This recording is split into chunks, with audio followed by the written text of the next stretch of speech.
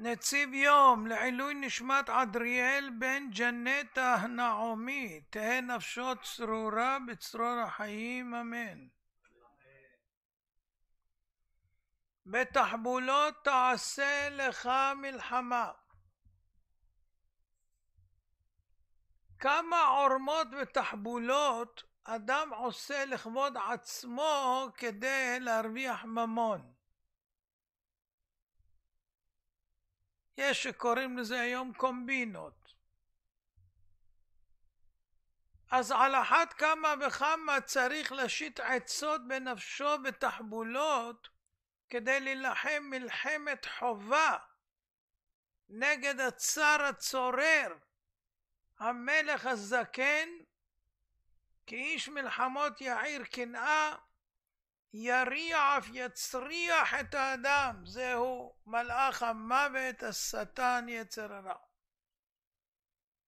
זה מלחמת חובה ומלחמת מצווה, ופה צריך הרבה תחבולות איך לנצח אותו, כי הוא מלומד מאוד.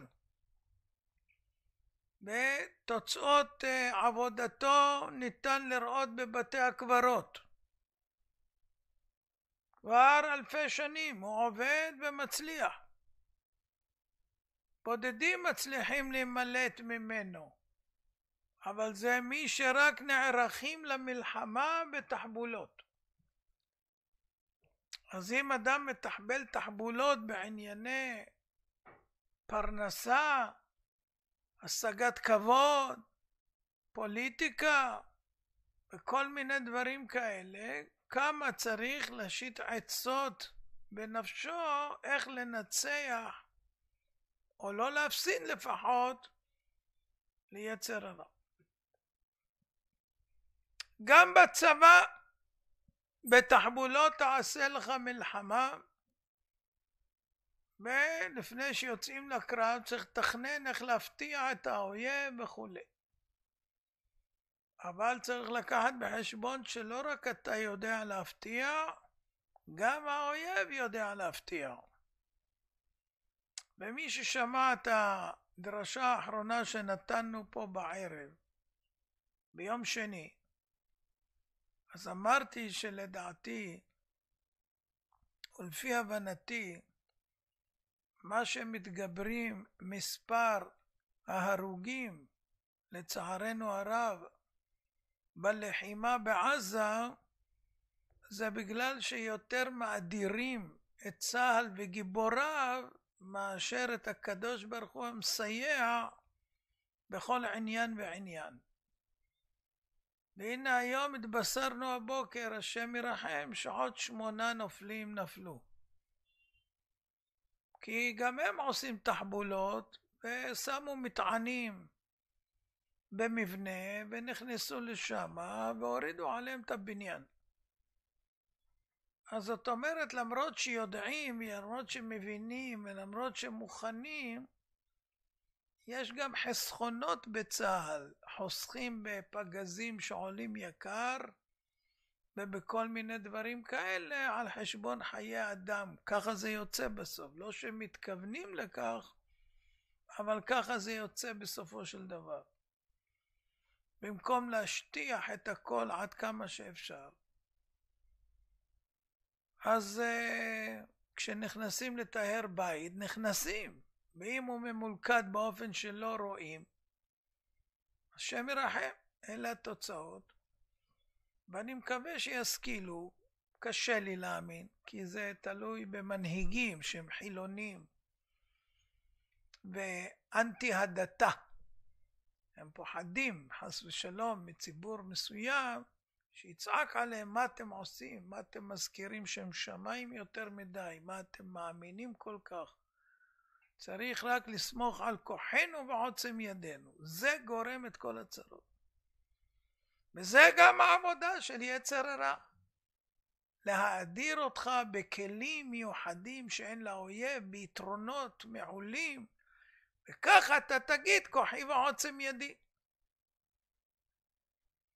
למרות שיצר הרע הרדים את כולם, בין במכוון בין שלא, וראינו שכל הצבא הגדול, מעצמה אזורית, נתפסו כמו שאומרים, במצב לא טוב ב7 לאוקטובר. אבל לא נחזור על זה. בקיצור, בתחבולות תעשה לך מלחמה. אני רק מאזכר בשביל שיעבירו לקצונה בכירה, למי שיכול שם להשפיע על החיילים ועל הכל, שהדיבורים יהיו עם שם השם תמיד, ואת כל על הניסים ועל הנפלאות ועל התשועות ועל הנחמות ועל המלחמות, יש אומרים האשכנזים, הכל זה עושה הקדוש ברוך הוא, זה הכל ניסים. ניסים, ניסים, ניסים. כשיחזרו, תשמעו כמה ניסים. אלה שנשארו בחיים, אתם תשמעו כמה ניסים. לא אחד ולא שתיים, עשרות, עשרות, עשרות. אבל כדאי להגיד את זה לפני, בשביל שאפשר יהיה לגרום שהקדוש ברוך הוא לא יאותת לנו שאנחנו יותר מדי תולים בכוחנו ולא באמת. ודי לנו בזה לעת זו. הנה לכל דבר טוב שירצה אדם לעשות, השטן עומד על ימינו לשטנו ולמנוע טוב מבעליו.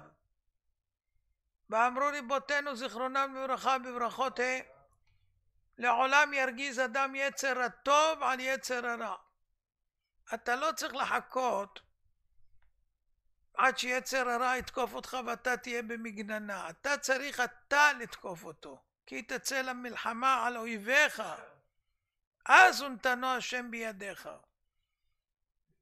ההתקפה זה ההגנה הכי טובה. אז לעולם ירגיז אדם יצר הטוב על יצר הרע, ואם נצחו מוטב, ואם לאו יעסוק בתורה. ואם פגע בך מנוול זה, מושכהו לבית המדרש. אם אבן הוא נמוח, ואם ברזל הוא מתפוצץ. אז יצר הרע לא רוצה שאדם יעסוק בתורה, וגם לא ילך לבית המדרש. וגם לא יקשיב אפילו למה שמדברים. שיחלום חלומות בתוך הדרשה, וישוטט לו פה ושם. לכן כתוב שמעו ותחי נפשכם. אם שומעים דברי תורה, תחי נפשכם. על ידי שאדם שוקד לשמוע דברי תורה, תחי נפשו. היצר מסית לא לשמוע בכלל, וגם אם אתה נמצא בתוך הדרשה, מסית לך את המחשבות מדי פעם למקומות אחרים. גם אמרו, יזכור לו יום המיטה. ויצר הרע מסית את האדם, הגיע על גיל 70, 80, הוא אומר, יש לך עוד זמן, יש לך עוד 80 שנה, מה אתה דואג? וככה מפיל אותו ברעות. מה יעשה הבן ולא יחטא? היות ביצר הרע הוא רע מנעוריו, והוא אש, ואנחנו רק בשר ודם. איך נוכל לו? צריך לעשות תחבולות כאיש מלחמה. צריך להראות לו כאילו אנחנו בכלל לא רוצים להילחם בו. עד שהאויב יתייאש מאיתנו ונשכון בטח בדד. ופתאום נקום עליו ונקהו נפש. כך היה עושה דוד המלך עליו השלום. כל יום היה אומר, למקום פלוני אני הולך, לבית דירה פלוני אני הולך. ביצר הרע שומע שהוא הולך לכאן ולכאן, אז הוא בודל ממנו, עוזב אותו.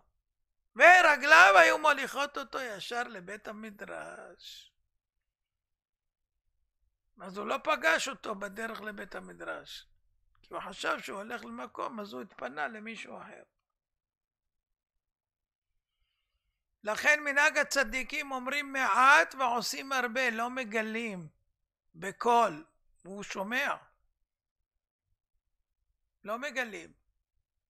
אומרים מעט אבל עושים הרבה. וכבר אמרו שמחשבה מועילה לדברי תורה. בכל שכן דיבור, שאם יחשוב אדם או יאמר, אני אלמד כך וכך, ואעשה כך וכך, היצר עומד עליו בכל כוחו, ומעכב אותו בכל מיני מניעות. לכן אם רחש ליבו דבר טוב, תכף ומיד יצרף את המחשבה הטובה למעשה. להוציא לפועל מיד, לא להתמהמה. אם אתה מתמהמה, הוא כבר ימצא לך עיכובים. ואם אתה לא יכול מיד לעשות, אז תתחייב לעצמך.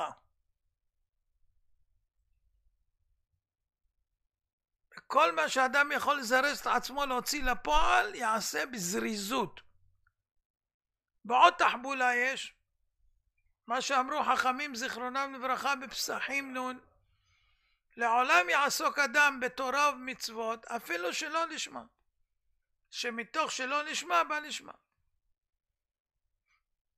כשאדם עושה שלא לשמה, היצר הרע רואה שהוא עושה כאילו בשביל לקבל שכר או כבוד, אז הוא מניח אותו. הוא אומר, זה בלאו הכי לא יקבל שכר על זה, כי זה לא לשמה.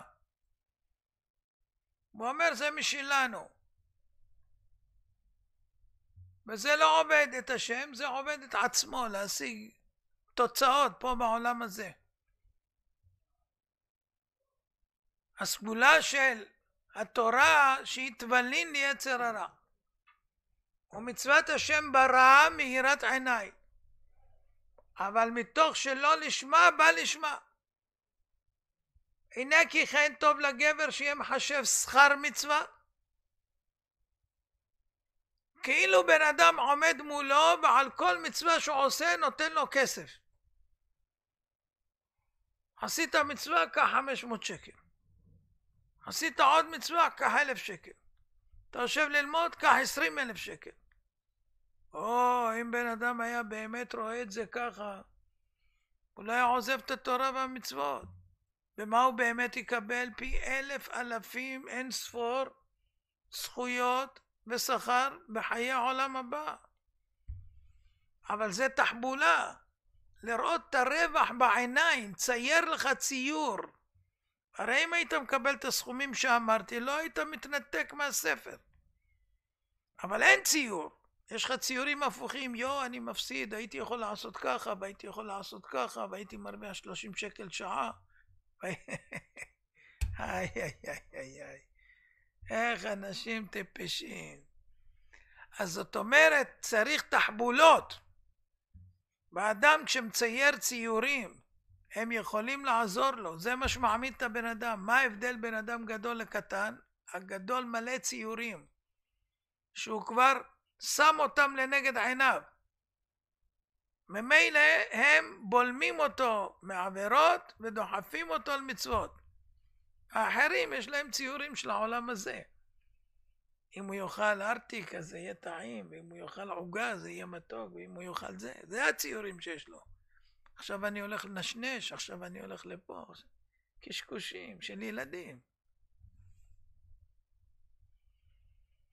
בקיצור, עם תחבולות אפשר לגרש מעלינו את יצר הרע, והבא לטהר השם עוזר. אז תשבו ככה ותראו איפה אתם מתקשים. מה קשה לכם? להיות בקביעות בלימוד, להיות קשה במצוות, להיות קשה בתפילה, לכוון, לברך כראוי. מה קשה? יופי, תרשמו מה קשה. עכשיו תחפשו תחבולה, איך אני מתגבר על זה. במקרה הזה איך אני עושה שאני אוכל לשבת ללמוד. במקרה הזה איך אני אוכל להאריך בתפילה ולא למהר. למה שאני אגמור הראשון 3 דקות וכולם מתפללים 10 דקות ואני עומד כמו טמבל 7 דקות וחושב על מה? על שטויות. גם ב3 דקות חושב שטויות וגם ב7 דקות. לא חבל? 10 דקות יש לך הזדמנות לדבר עם הבורא, דבר איתו. אתה חונן לאדם דעת, אני יודע את זה. אז בבקשה, חוננו מאיתך חוכמה, תבקש בדרך שמבקשים. לא לקרוא לגמור את זה. זה לא תחרות. וככה ישב אדם יעשה לעצמו תחבולות, מה מפסיד, מה מרוויח, מה כדאי, איך מתמודדים. והבא לתאר אמרנו, השם מסייעו. ועל זה נודה לשם. הכל יודוך והכל ישבחוך והכל יאמרו והכל יאמרו אין קדוש כשם. הכל יודוך והכל ישבחוך והכל יאמרו והכל יאמרו אין קדוש כשם. הכל יודוך והכל ישבחוך והכל יאמרו אין קדוש כשם. הכל יודוך והכל ישבחוך והכל יאמרו אין קדוש כשם.